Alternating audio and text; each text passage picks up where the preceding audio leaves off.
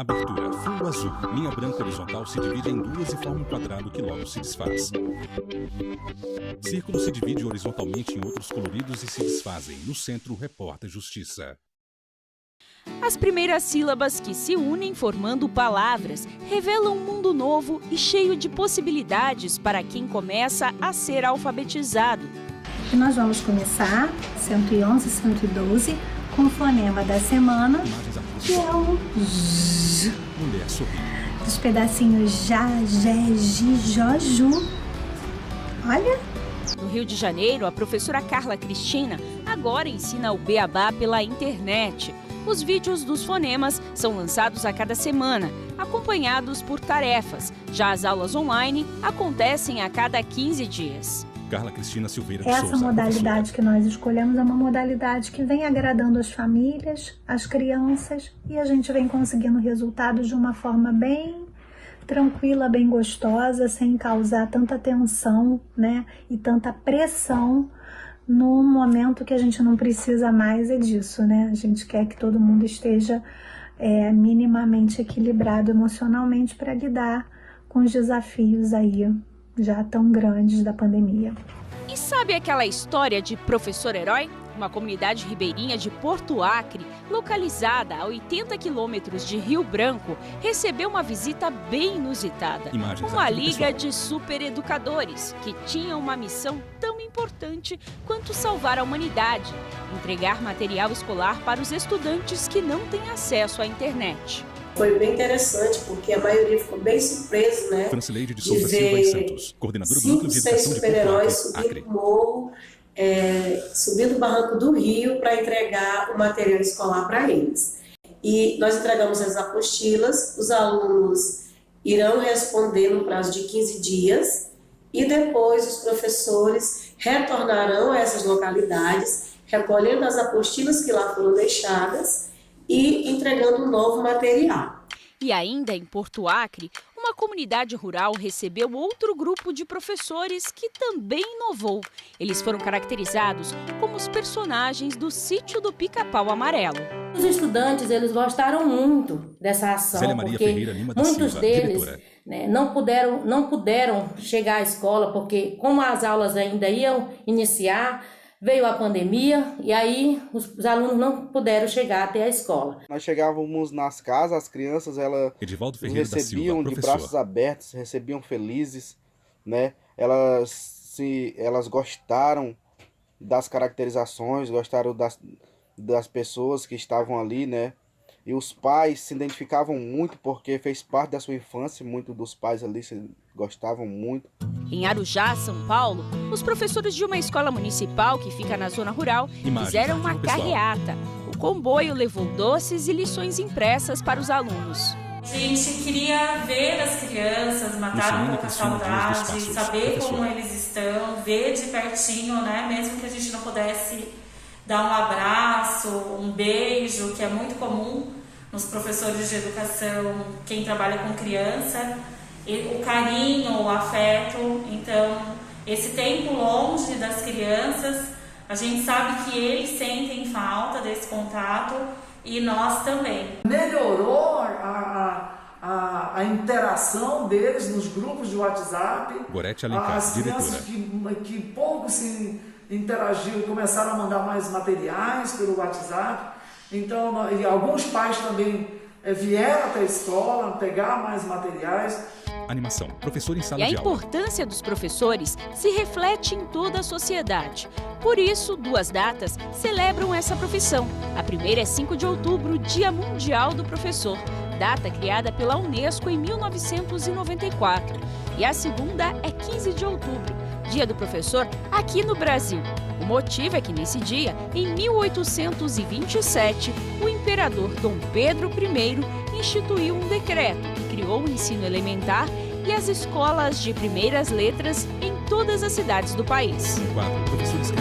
Resiliência é uma palavra que define bem o professor brasileiro, principalmente aqueles que têm a difícil tarefa de alfabetizar crianças à distância. Os nossos professores, eles se destacam porque eles estão fazendo todo o esforço para que esses estudantes continuem engajados, porque o mais importante de todos esses aspectos, né, mais até do que o estudante completar o ano letivo, finalizar o seu currículo, é que ele não saia, não desista da escola, que ele esteja engajado. E, nesse ponto, os nossos professores estão sendo fundamentais. O retorno às aulas presenciais também é um desafio, já que ainda não existe cura ou vacina aprovada para o coronavírus.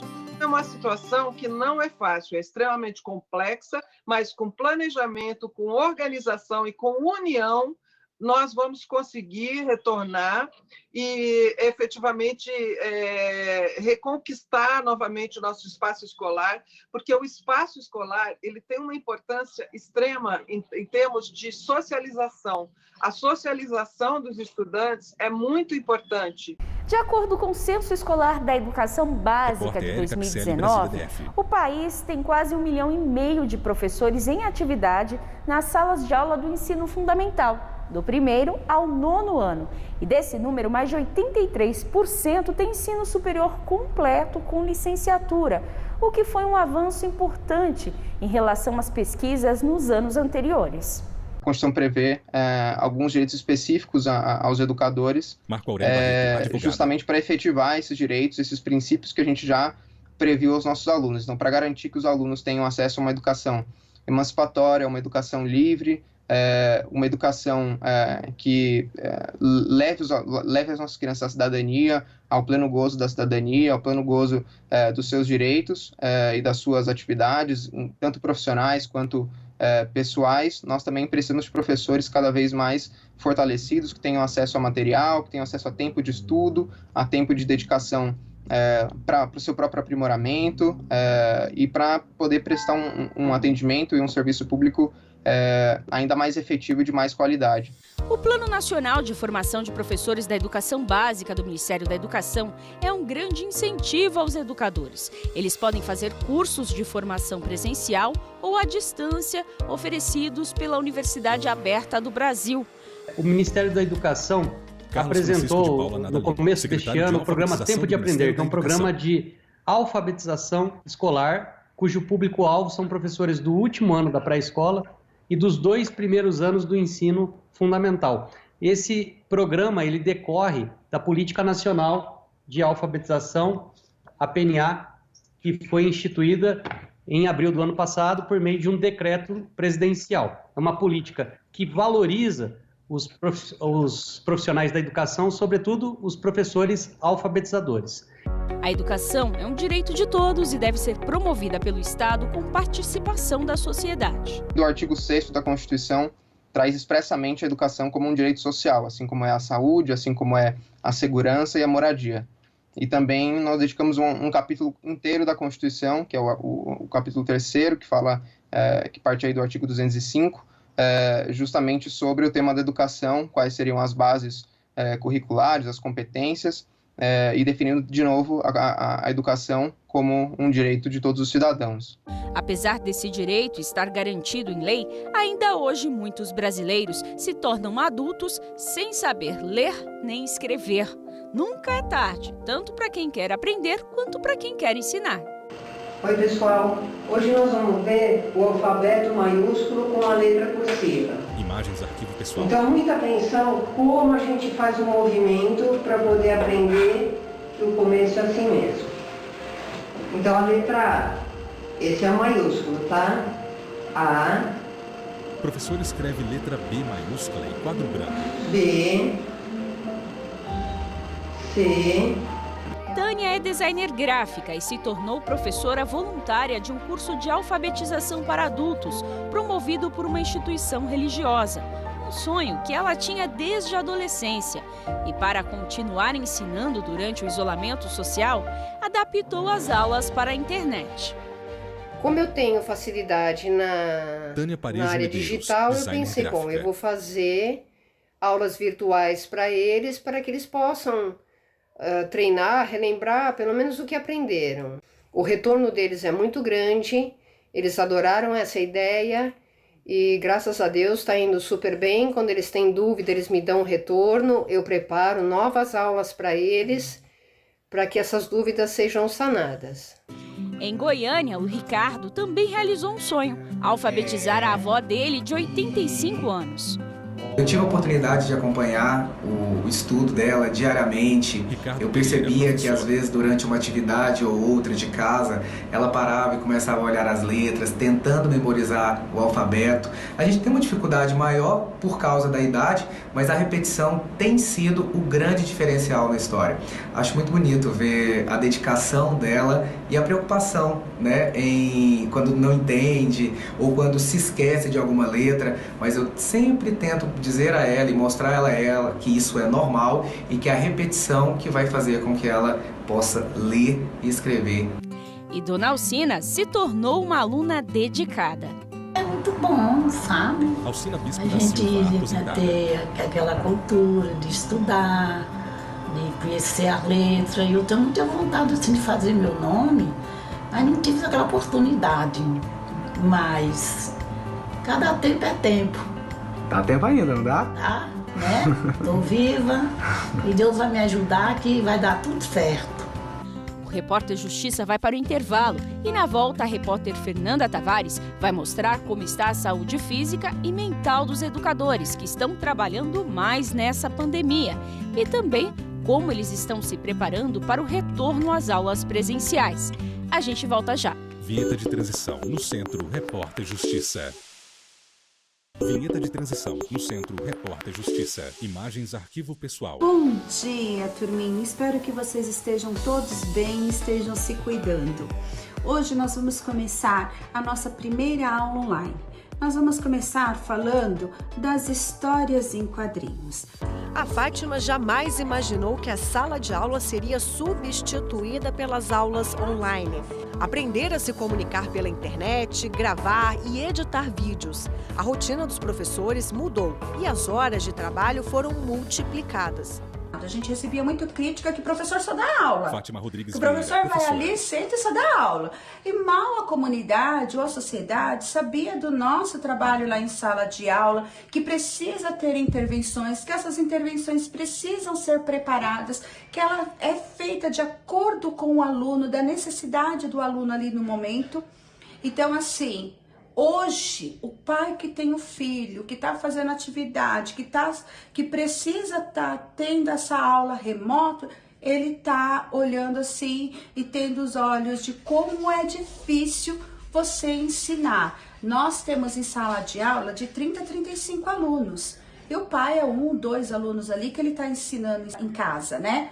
A valorização dos professores é importante, mas eles também querem o reconhecimento financeiro. Para começo de conversa, o trabalho do professor fica muito precarizado por suas próprias condições de trabalho. Afonso Celso Galvão, segundo, precarizado por sua formação. Terceiro, porque a baixa remuneração acaba não atraindo pessoas qualificadas para a profissão de professor, de modo que ela fica sempre de escanteio e improvisável. De acordo com a Organização para a Cooperação e Desenvolvimento Econômico, a OCDE, os professores brasileiros têm remuneração menor que a média mundial. Isso significa que dos 40 países analisados, a média salarial no Brasil está entre as piores.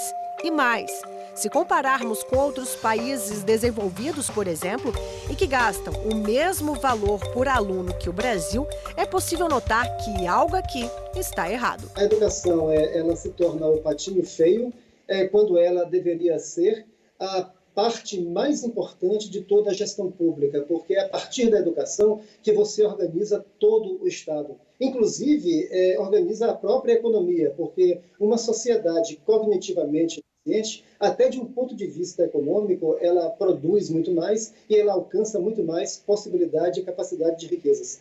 O excesso de trabalho traz consequências para a saúde dos professores. Uma pesquisa recente da Associação Nova Escola ouviu quase 2.000 educadores e desse número, mais de 70% disseram que sofrem de estresse e ansiedade, além de outros distúrbios provocados pela nova rotina da pandemia.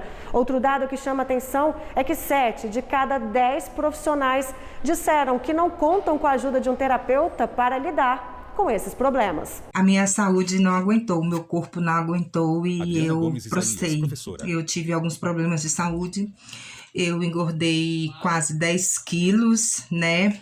nisso, síndrome do pânico, excesso de ansiedade, as minhas carnes tremiam, eu não conseguia gravar, eu não conseguia dar aula, chorava imensamente dia após dia com tudo isso. Eu não tive um preparo, eu não tive com quem conversar, eu não tive com quem dividir isso.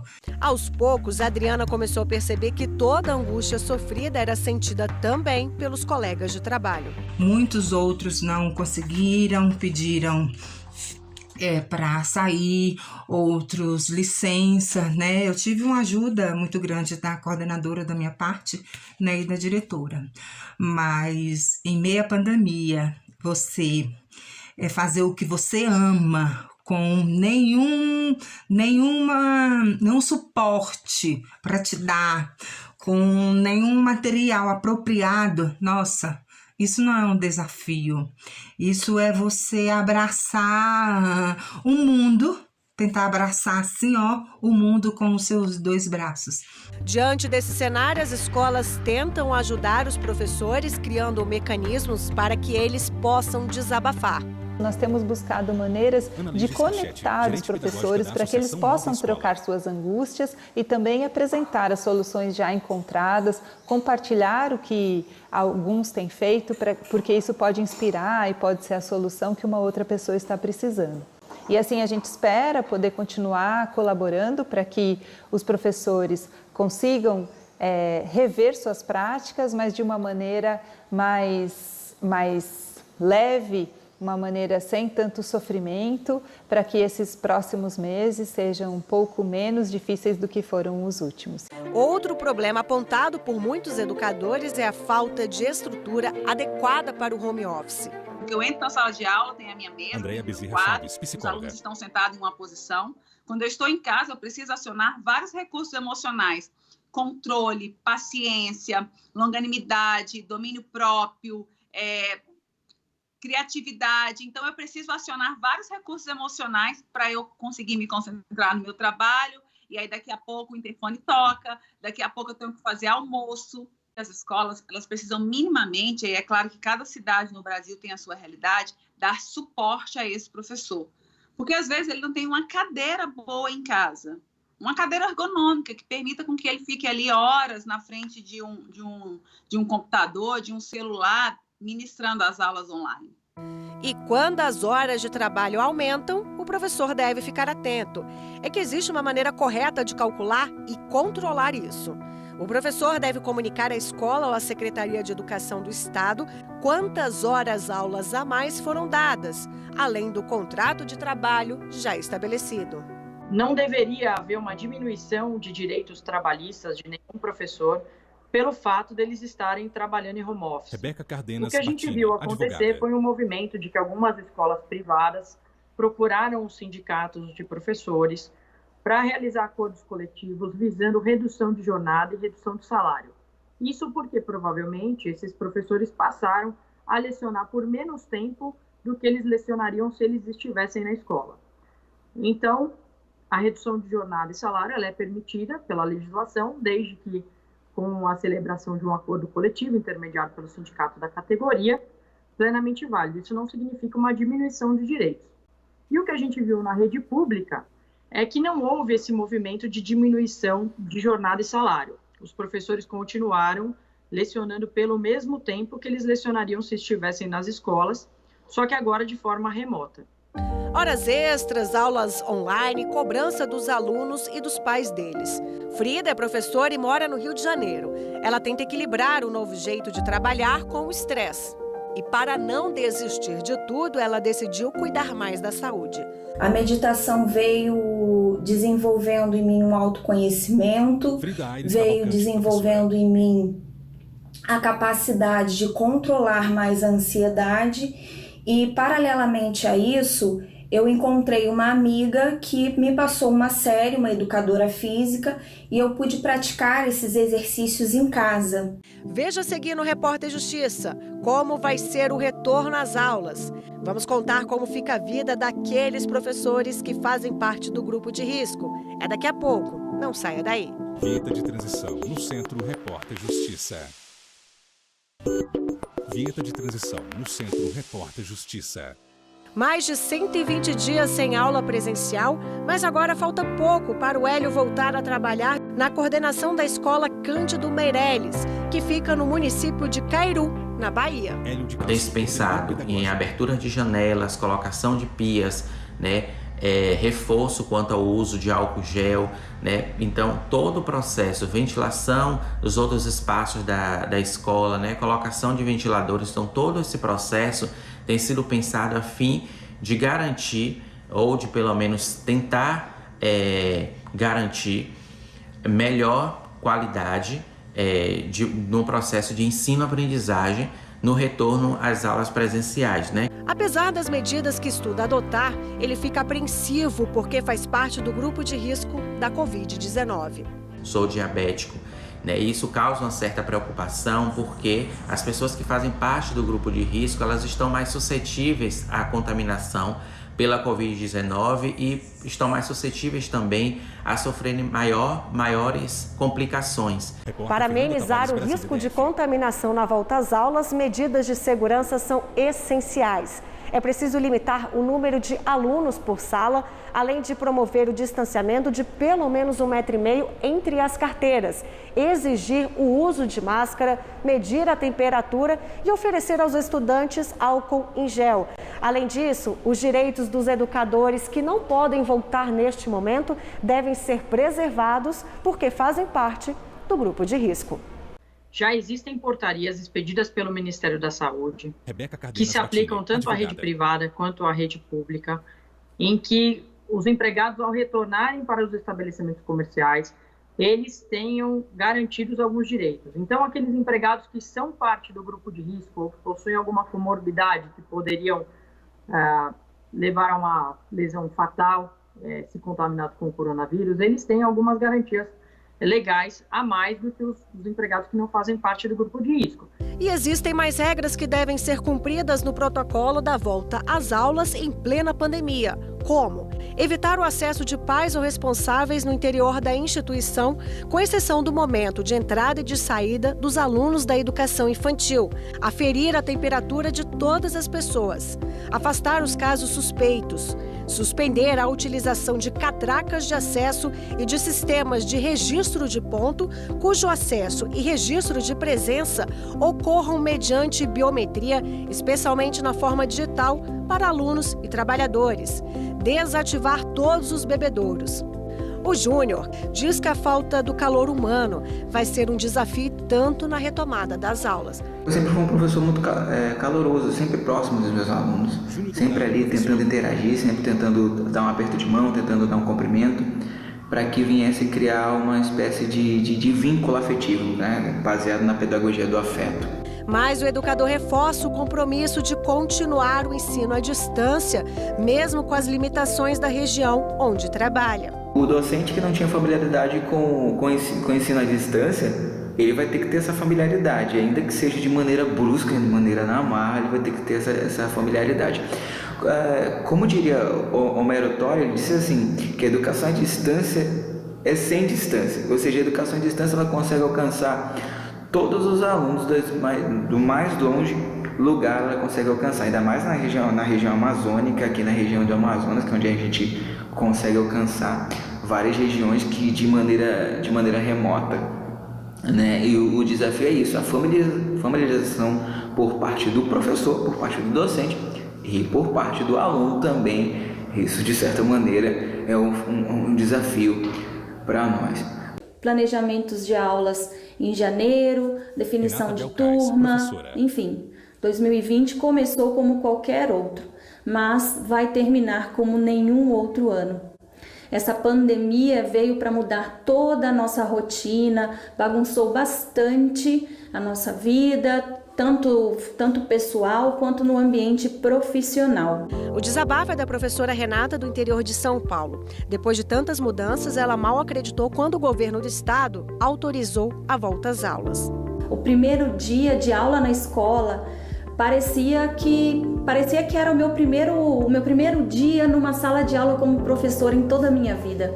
Foi muito diferente. E esse retorno às aulas, que agora parecia algo incrível, uma novidade, algo nunca esperado antes, algo nunca vivenciado antes, isso também era notável nos alunos. Agora é hora de recuperar o tempo perdido e ajudar na formação das crianças que certamente lá na frente vão saber que viveram um momento diferente, mas único na história do país. Eu acredito muito que a educação ela não é feita só de transmissão de conhecimento. A educação envolve afeto, a educação envolve toque, a educação envolve um abraço quando necessário. Se o meu aluno tropeça, se ele cai na hora de uma brincadeira, por exemplo, como que eu vou acolhê-lo ali na escola sem poder abraçá-lo? Isso é o que está sendo mais trabalhoso. E o mais difícil foi perceber que eles queriam nos abraçar, mas não podiam. E a gente sentindo a mesma coisa. O Repórter Justiça de hoje fica por aqui. Você pode rever este e outros programas no nosso canal do YouTube, TV Justiça Oficial. Acesse também o nosso site www.tvjustiça.jus.br. Obrigada pela companhia e até a próxima. Créditos finais. Produção Marcela Luiza. Reportagem Érica Picelli e Fernanda Tavares. Edição de texto Érica Picelli. Cabelo e maquiagem Kelly Mateus. Figurino Thalita Oliveira. Cinegrafia Carmen Góes e Luiz Guilherme. Assistência técnica Carlos Ferreira e Kleber Leite. Edição de pós-produção Diego Galeotti. Videografismo Lucas Matias. Audiodescrição Visuáudio Rodeiro Caína Leão. Narração Vinícius Souza. Núcleo de programação Rosa Oazen. Núcleo técnico Fábio Guedes. Núcleo de produção de programas Flávia Soledade. Supervisão e Coordenadoria de Gestão da TV e Rádio Justiça. Secretaria de Comunicação Social STF. Realização TV Justiça Essencial 2020.